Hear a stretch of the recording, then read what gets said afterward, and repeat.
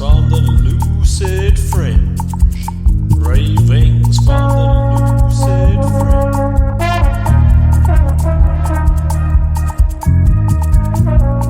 Musings from an unpasteurized life.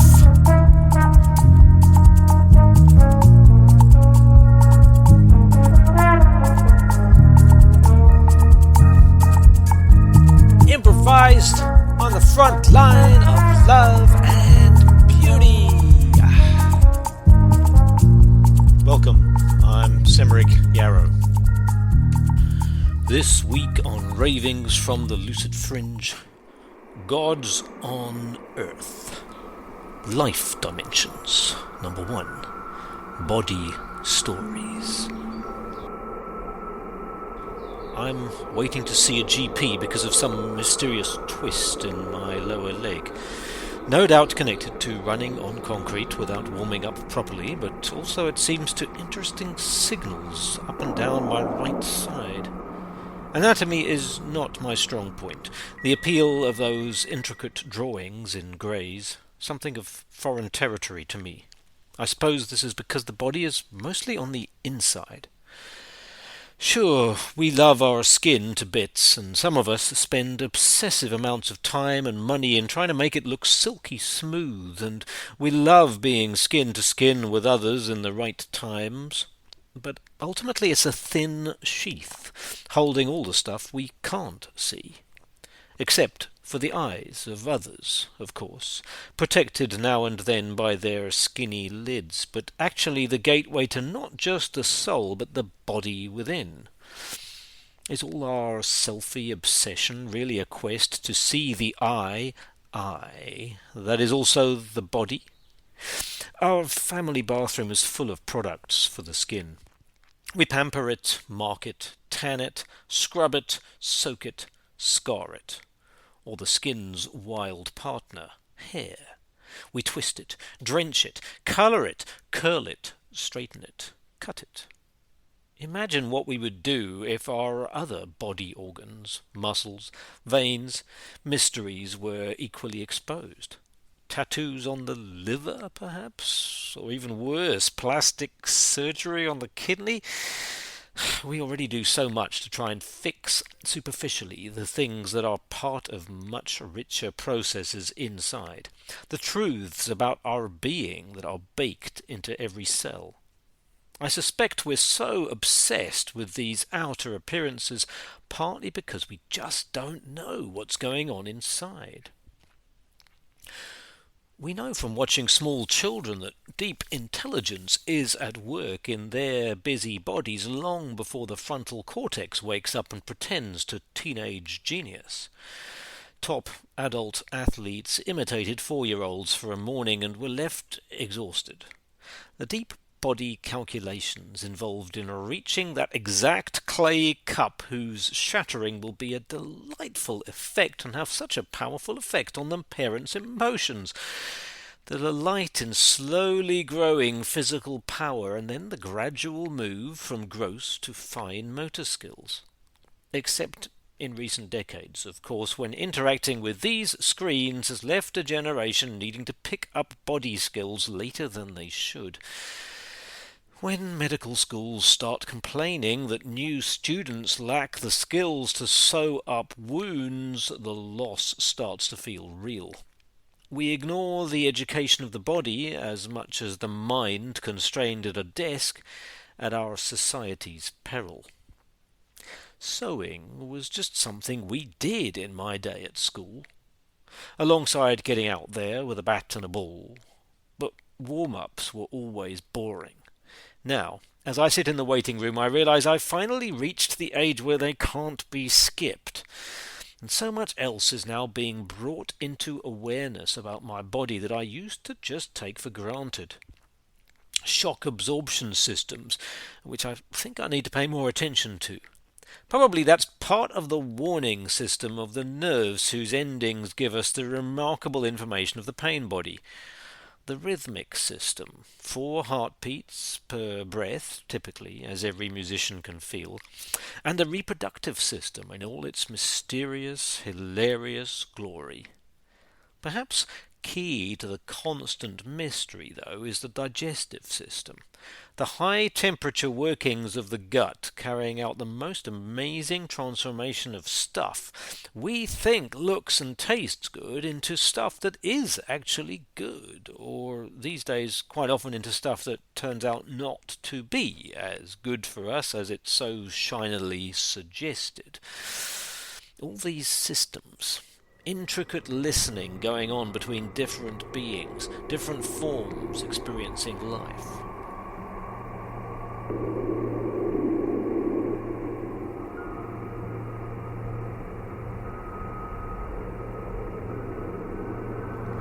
There's actually something very magical going on in there that we can't know about from this 3D perspective. Sure, scientists can chop up cadavers or project images from internal cameras with the latest microscopes, but perhaps the dead version of the body, or the projected version, is just what we're able to cope with en masse at the moment. Perhaps what's really going on in there is so wildly intelligent we'd go nuts if we saw it without the appropriate level of consciousness ourselves. Okay, so as a start, there's all those veins and arteries, but then there's also all those spinning chakras you can't see, but which I've 100% felt and been both elated and rocked by. A partner of mine once suggested that the moon really is made of blue cheese on the inside. It's our dull, materialistic culture that only gets to see it as grey, dusty rock.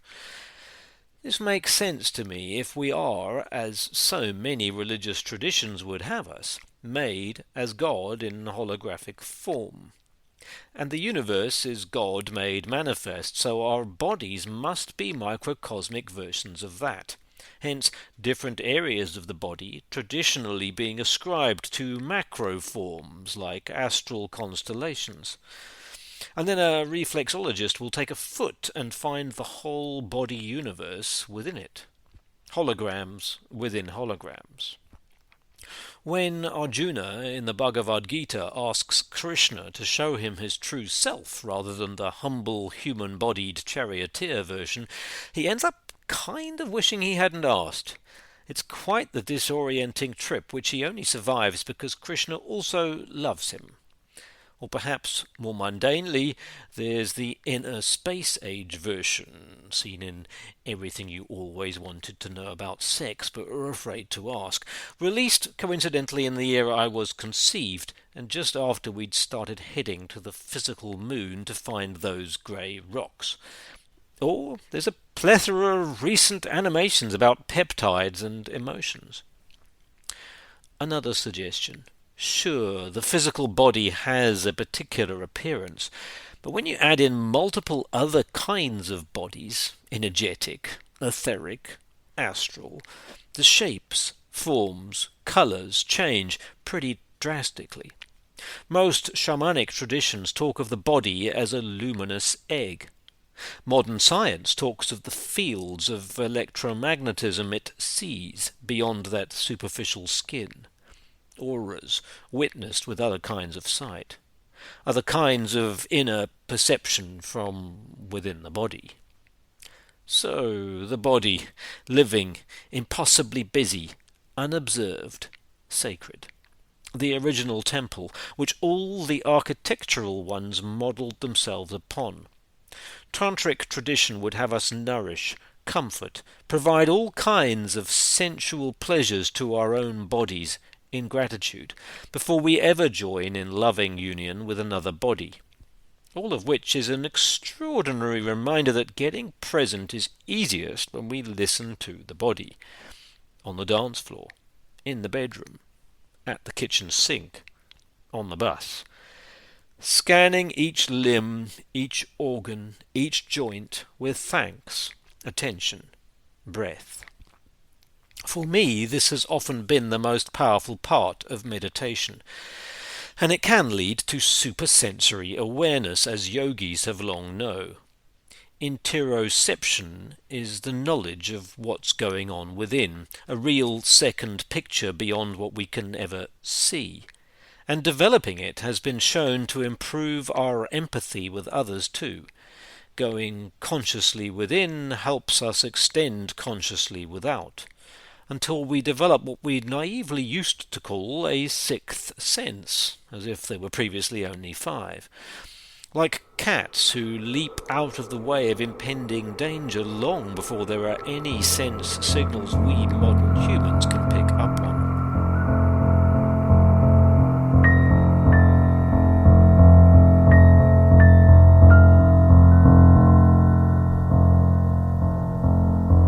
Our electronic screens are also a quaint reflection of what's actually possible. When Amazonian shamans use the mycelium network for global communication, they're tapping into something real and living, which our silicon imitations are trying to catch up with. Perhaps the sooner we drop the screens and remember the information highways beneath our feet, the better. The third book of the original Yoga Sutras also offers much more in the line of shamanic magic than we might expect from that C-point vinyasa class.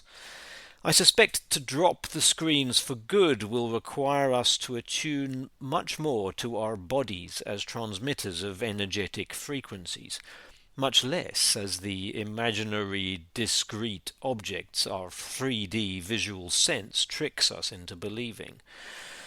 Though getting in tune can sometimes require an extreme version of no pain, no gain.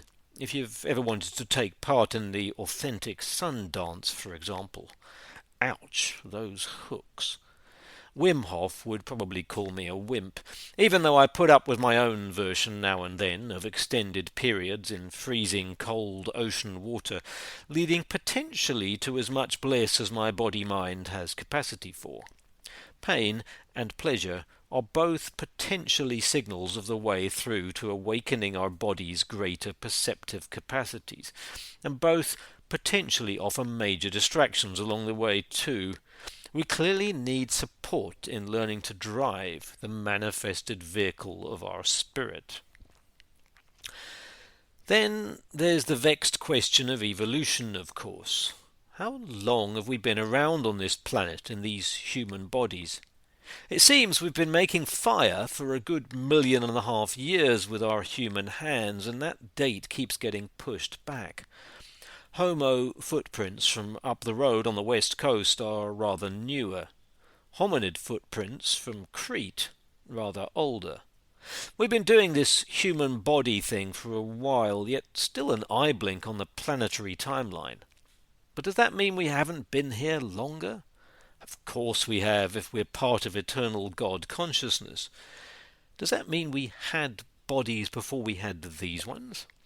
Well, I like the imaginative theory that yes, even while the dinosaurs were around, being so physical they left fabulous fossils millions of years later, we were also here, just not in a physical body yet.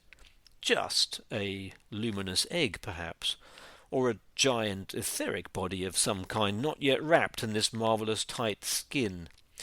Like the multiple layers of spirit beings our mystics of all traditions have seen down the generations. In essence, this is a poetic way of saying our physical form was always here, as an idea in a conscious universe. The cornucopia of the living world emerging along the way, as consciousness brought about more specialized versions of us, called animals, intimately related to the self-aware bodies we might one day have when we finally walked around, when sexual reproduction and the mysteries of the human womb had finally been able to give us viable physical birth, as jacks of all trades rather than specialists at any one niche task. There's a school of thought that has our emergence as retarded bodies, more like embryos than other creatures who've headed off on other evolutionary branches before we Homo sapiens were able to be birthed. This is all well and good, except we are specialists too, as our larynxes would eloquently declare. Thoughts to speak out another time, perhaps. The interesting question then is, what comes next? What idea is floating around awaiting our evolution so it can be birthed? It would be the height of hubris to suggest current Homo sapiens is the ultimate that biology has in store, especially given what fools we still are.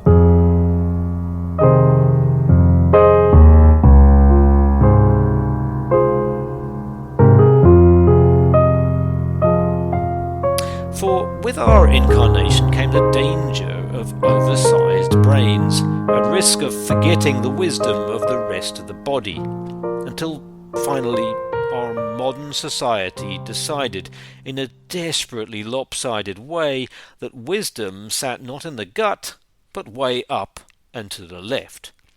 And now some of us try to remember all the magic the body has to offer, even as others, distracted by silicon rather than carbon, try to upgrade us into transhumanism without the first inkling of what the original human body trademark is already capable of, when we treat it with a little more listening and respect, a little less toxins to process. This calls for us to return, perhaps, to the wise gut. All those wild inner organs. Neural home of so many of our decisions. Deep resources if we start listening to them. The bladder on which I am pressing is calling me to take a break to piss myself. Yes, historically it's the centre of laughter, just as the lungs are a centre for grief. In the fear of those first few weeks of COVID-era lockdown, isolated away from my family and friends, I moved my body in my lounge, felt the cough on the couch, and began to cry. Great, deep tears, a welling up of grief from who knows where. I had the uncanny sense that it was coming through me rather than purely of me. Grief for what we've done, for what we're doing, for the way our society avoids slowing down enough to feel grief. On some esoteric level, I suspect that's what it was all about, really. However, I'm never one to wallow for too long in sorrow. The body can help us release emotions very quickly if we let it. And then we often have access to more health than we expected. I suppose if we all got too offended to be able to laugh properly, we might end up with a urinary tract infection pandemic. There's an alert for the Ministry of Holy Health Hysteria to watch out for. There's a global body at play here, of course, which we are mere cells of. Viruses and bacteria are always also reminders that the skin separation is an illusion. Lines on a page or a screen, mathematical niceties when life is far more interrelated and webbed. Genetics researchers also look at evolution incidentally as viral, the actual upgrades in the system traceable through the development of DNA. I'm inclined to think that our dreaming up of computer intelligences with their own need for evolution through upgrades and recalibrations is another example of us thinking we're clever and actually just copying what nature does anyway. Ultimately, it wasn't just the release of grief that took me through in that lockdown year. It was reconnecting not just with my body, but with others. An encounter where a friend burst into tears, allowing herself to hug me after 6 months of not. Too many in my wider circle are no longer with us, because in that physical isolation they separated out and away from relating well to this world, taking their lives in one way or another. Touch is primal. Skin to skin, but often not that. Energy body to energy body. Hormones of connection. Reminders that this body is part of the same body as your body and his body and their bodies. Healthy, loving, consensual touch helps all of us. And kids who get hugged a lot when they want it develop more resilience earlier. Because when we get and give hugs, we're reminded, deeply, experientially, viscerally, that we're all in this manifested physical body happening together. And human hugs are part of the repertoire of human hands at the end of arms, enveloping and squeezing our neighbour. Those very special protuberances which are upright bipedal bodies released for the primary purpose of touching stuff. Now get away from all this electronics and go get present to yourself and ourself in today's version of the body game.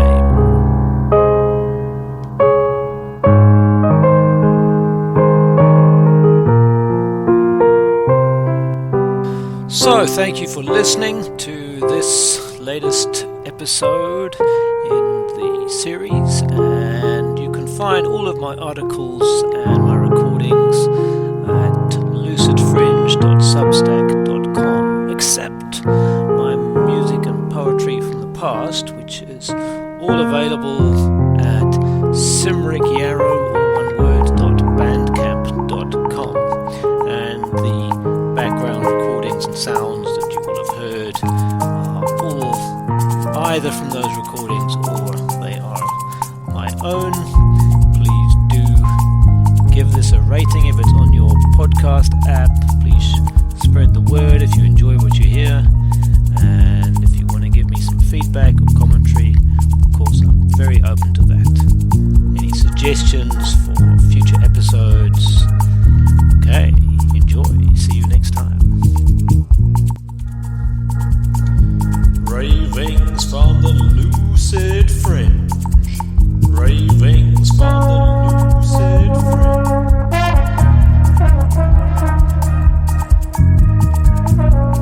Musings from an unpasteurized life.